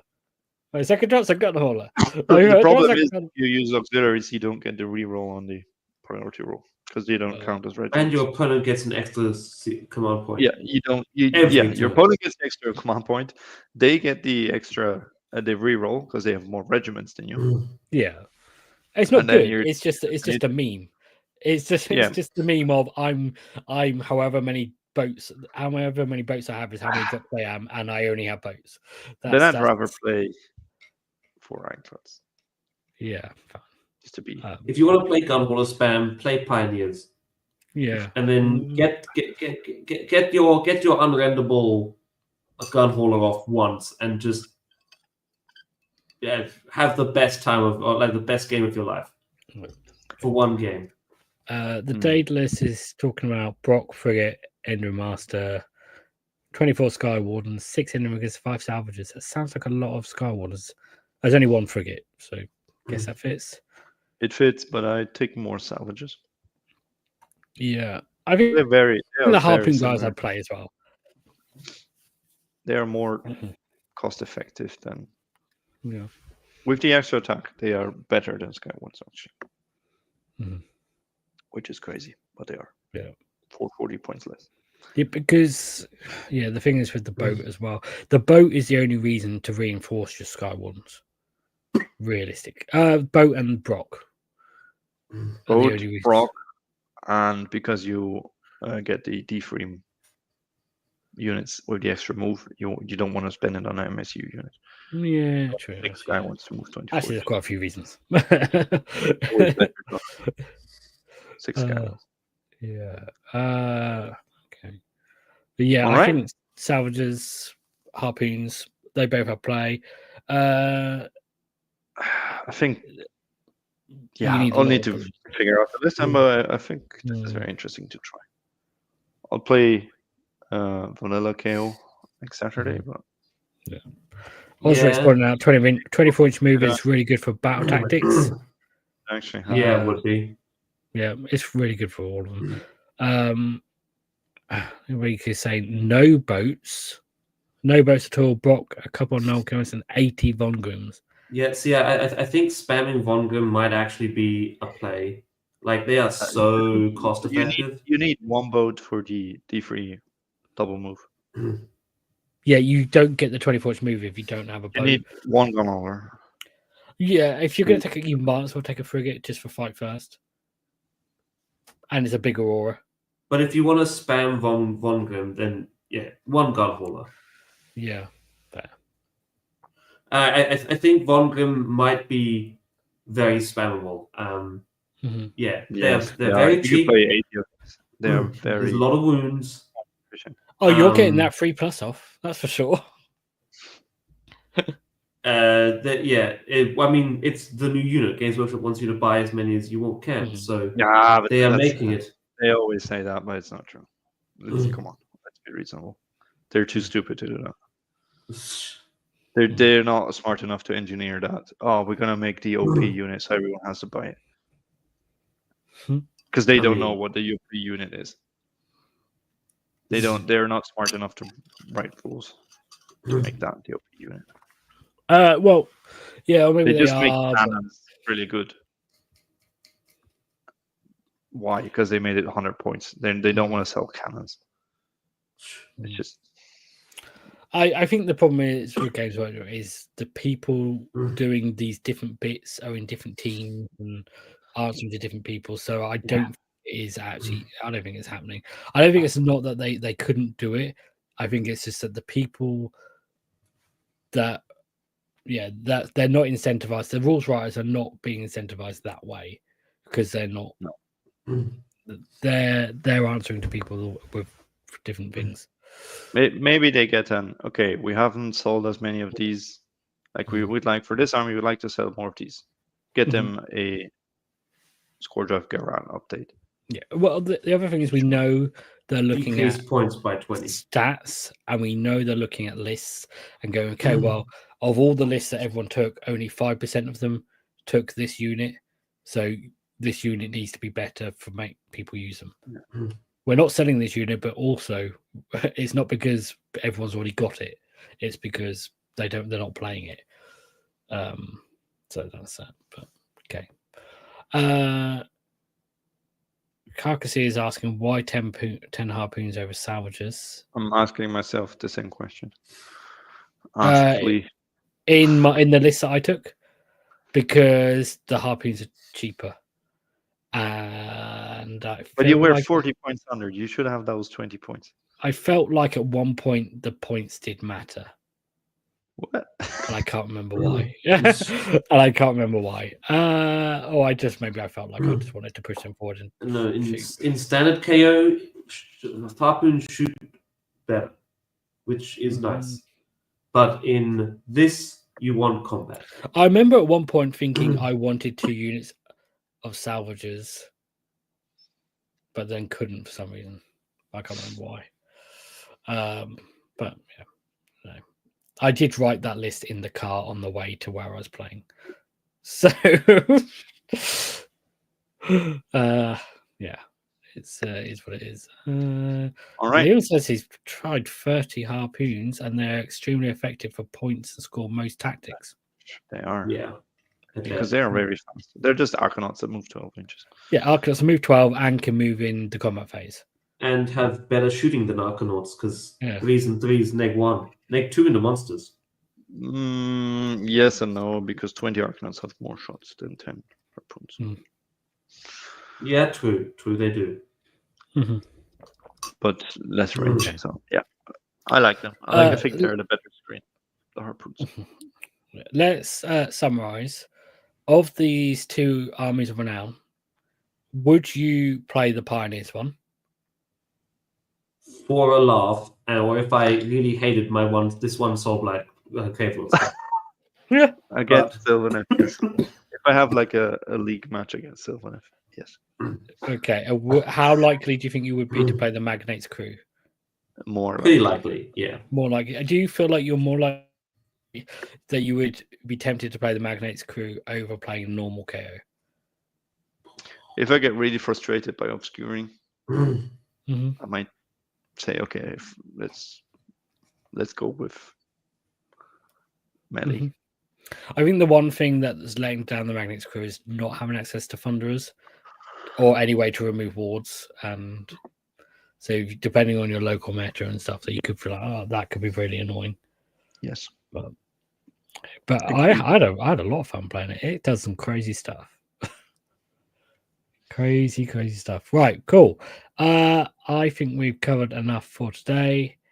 Yeah, next time lists, I guess. Yes, we will have to talk about lists at some point. We will we've all had some more games under our belts, and we'll come back with some alternate lists and things that worked for us, things that didn't. At least 3 more games next Saturday, and then perhaps 1 or 2 more. We'll see. Cool. So I hope you all liked the show.